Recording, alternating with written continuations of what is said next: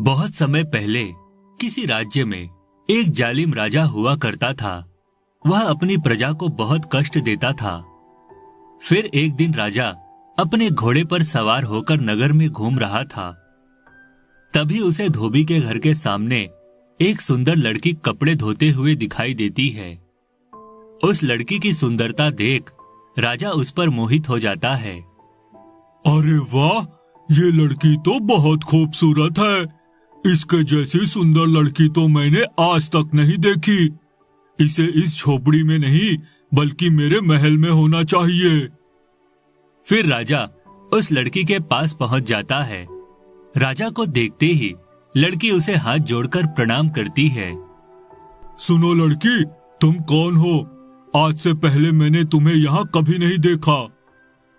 महाराज, मैं शंभू धोबी की बेटी हूँ। मेरा नाम चंदा है।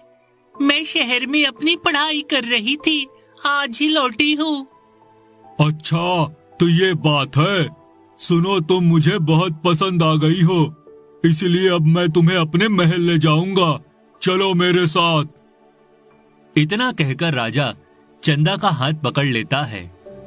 तभी वहां शंभू धोबी आ जाता है। नहीं नहीं महाराज, ऐसा जुल्म मत करिए। ये मेरी इकलौती बेटी है।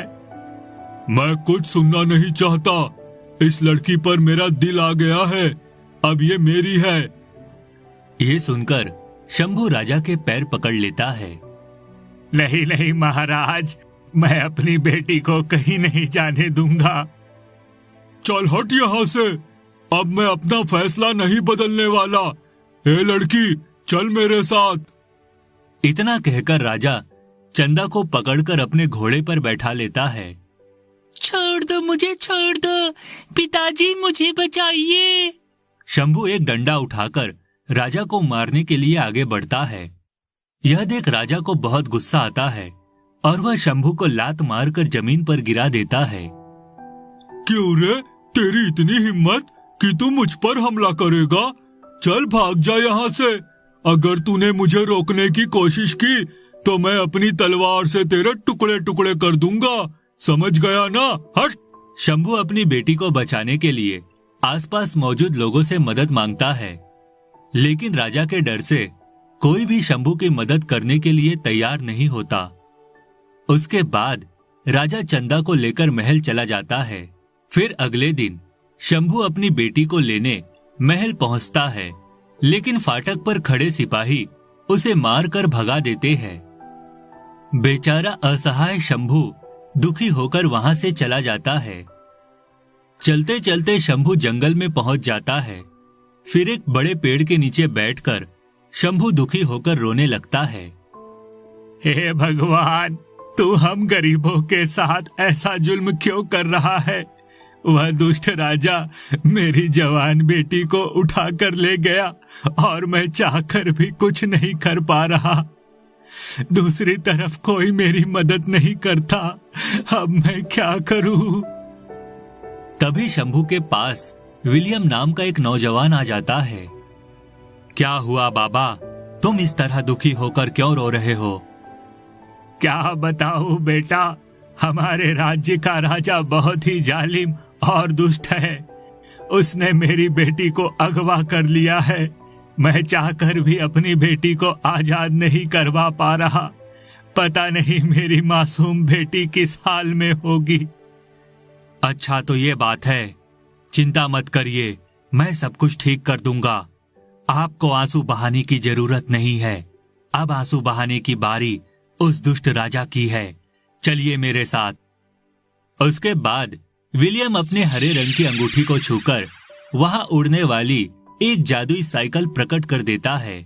फिर विलियम शंभू को साइकिल पर बैठाकर हवा में उड़ता हुआ दूर एक रेगिस्तान में पहुंच जाता है। अरे बेटा, तुम मुझे यहाँ क्यों लेकर आए हो? यहाँ तो चारों तरफ सिर्फ रेत ही रेत है।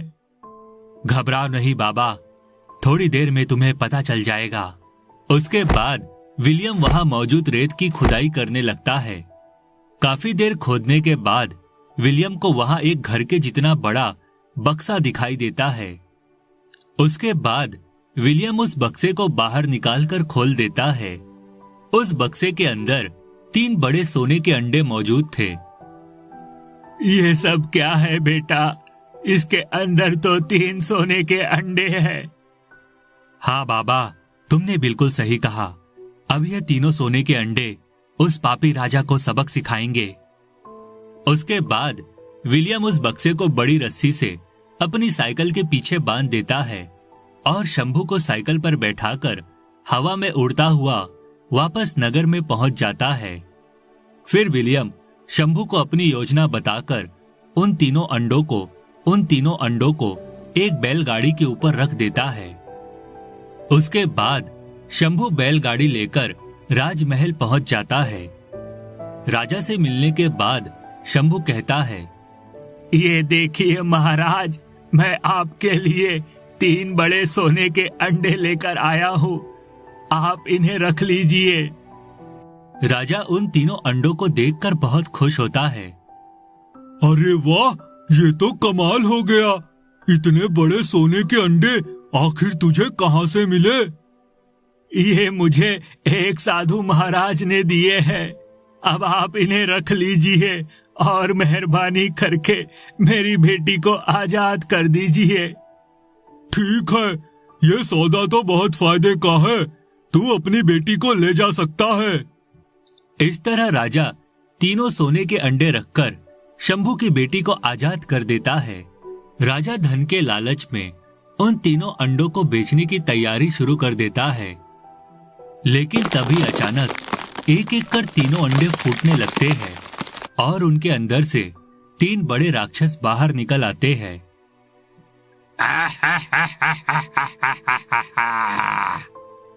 यह देख मंत्रियों की सिट्टी पिट्टी गुल हो जाती है। अरे ये सब क्या हो गया? अंडों के अंदर से ये राक्षस कैसे निकल आए? सिपाहियों, फौरन इन राक्षसों को बंदी बना लो। यह सुनकर सारे सिपाही तीनों राक्षसों को पकड़ने के लिए आगे बढ़ते हैं, लेकिन तभी वह तीनों राक्षस सिपाहियों को उठाकर महल के बाहर फेंक देते हैं। अरे मर गए रे! महाराज हमें बचाइए! यह देख राजा को बहुत गुस्सा आता है और वह अपने मंत्रियों के साथ मिलकर राक्षसों के साथ लड़ना शुरू कर देता है। लेकिन वह तीनों राक्षस बहुत शक्तिशाली थे। तीनों राजा और उसके मंत्रियों की तलवारों को तोड़ देते हैं। यह देख राजा के सभी मंत्री घबराकर वहां से भाग जाते हैं। उसके बाद वह तीनों राक्षस राजा को पकड़कर उसे एक उजाड़ रेगिस्तान में छोड़ देते हैं। अरे मर गया रे! उन राक्षसों ने मुझे यहाँ रेगिस्तान में छोड़ दिया। अब मैं क्या करूं? यहाँ तो चारों तरफ रेत के अलावा कुछ और नजर ही नहीं आता। हे भगवान, ये मैं कैसी मुसीबत में फंस गया। उसके बाद राजा रेगिस्तान से बाहर निकलने की बहुत कोशिश करता है, लेकिन उसे कोई रास्ता नहीं मिलता और वह भूख प्यास से तड़पता हुआ रेगिस्तान में भटकने लगता है। फिर कुछ ही दिनों में उसकी मौत हो जाती है। इस तरह उस पापी राजा को उसके किए की सजा मिल जाती है। वीर प्रताप नाम का एक राजा हुआ करता था। वह राजा बहुत ही दयालु और नेक था, लेकिन राजा की कोई संतान नहीं थी। इस वजह से वह हमेशा चिंतित रहता था। फिर एक दिन राजा को पहाड़ों पर रहने वाले एक साधु महाराज के बारे में पता चलता है। राजा फौरन रानी को लेकर साधु महाराज के पास पहुंचकर उन्हें अपनी परेशानी बता देता है। साधु महाराज राजा को मिट्टी से भरा एक थैला और साथ में सुनहरे रंग के पानी से भरा एक मटका देते हैं। अब तुम अपने राज्य के कुम्हार के पास जाओ और उसे इस थैली में मौजूद मिट्टी से 2 गाय बनाने के लिए कहो। उसके बाद तुम इस घड़े के सुनहरे पानी को मिट्टी से बनी दोनों गाय के ऊपर डाल देना। फिर वह दोनों गाय सोने की गाय बनकर जीवित हो जाएगी। जीवित होने के बाद वह दोनों गाय रोज सोने का दूध दिया करेंगी। तुम उस सोने के दूध को रानी को पिलाना। कुछ ही दिनों में रानी गर्भवती हो जाएगी और तुम्हारे यहाँ 2 सुंदर राजकुमार जन्म लेंगे। मुझ पर ये उपकार करने के लिए आपका बहुत बहुत शुक्रिया साधु महाराज। मैं बिल्कुल ऐसा ही करूंगा। लेकिन एक बात का ध्यान रखना, तुम्हें अपने पुत्रों को लगातार 5 वर्षों तक सोने का दूध पिलाना होगा, वरना उनके प्राणों पर संकट आ जाएगा। ठीक है साधु महाराज, मैं इस बात का ध्यान रखूंगा। प्रणाम। उसके बाद राजा फौरन अपने राज्य के कुम्हार के घर पहुंच जाता है।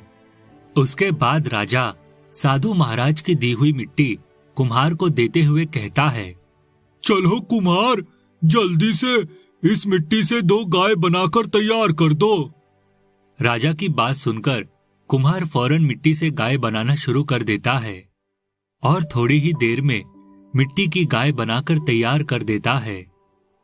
फिर राजा दोनों मिट्टी की गाय के ऊपर मटके का सुनहरा पानी डाल देता है और अगले ही पल वह दोनों गाय सोने के रूप में बदलकर जीवित हो जाती है। यह देख राजा बहुत प्रसन्न होता है। फिर अगले दिन से वह दोनों गाय सोने का दूध देने लगती है। राजा रोज अपनी रानी को सोने का दूध पिलाने लगता है और साधु महाराज के कहे अनुसार कुछ ही दिनों में रानी गर्भवती हो जाती है। फिर देखते ही देखते 9 महीने बीत जाते हैं और रानी 2 सुंदर पुत्रों को जन्म देती है। इस बात से राजा बहुत खुश होता है और अपनी प्रजा में ढेर सारा धन और अनाज बंटवाता है। लेकिन दूसरी तरफ राजा के दरबार में चक्रधर नाम का एक लालची दरबारी रहता था। वह काला जादू करने में बड़ा माहिर था। एक दिन चक्रधर के मन में लालच आ जाता है और वह उन दोनों सोने की गाय को चुराने का मन बना लेता है। फिर शाम को जब राजा दोनों गाय को महल के पीछे वाले बगीचे में चरा रहा था, तभी चक्रधर वहां पहुंच जाता है। चक्रधर अपने थैले से राख निकालकर हवा में उड़ा देता है और देखते ही देखते वहां चारों तरफ धुआं फैल जाता है। राजा उस धुएं को बर्दाश्त नहीं कर पाता और थोड़ी ही देर में बेहोश होकर जमीन पर गिर पड़ता है। यह देख चक्रधर बहुत खुश होता है और दोनों गाय को चुराकर अपने घर ले जाता है। उधर होश में आने के बाद राजा अपनी दोनों गाय को ढूंढने की बहुत कोशिश करता है, लेकिन काफी खोजबीन करने के बाद भी उसे कामयाबी नहीं मिलती। दोनों गाय के खो जाने के कारण राजा दोनों राजकुमारों को सोने का दूध नहीं पिला पाता, जिस वजह से धीरे धीरे उनका शरीर काला पड़ने लगता है और कुछ ही दिनों में दोनों राजकुमार सूख कर कांटा हो जाते हैं। दूसरी तरफ चक्रधर दोनों गायों को एक गुफा में ले जाता है। उस गुफा में एक बड़े बर्तन में पानी उबल रहा था। चक्रधर दोनों सोने की गाय को उठाकर उस उबलते हुए पानी में डाल देता है। देखते ही देखते वह दोनों सोने की गाय पूरी तरह पिघल जाती है और वह बर्तन तरल सोने से भर जाता है।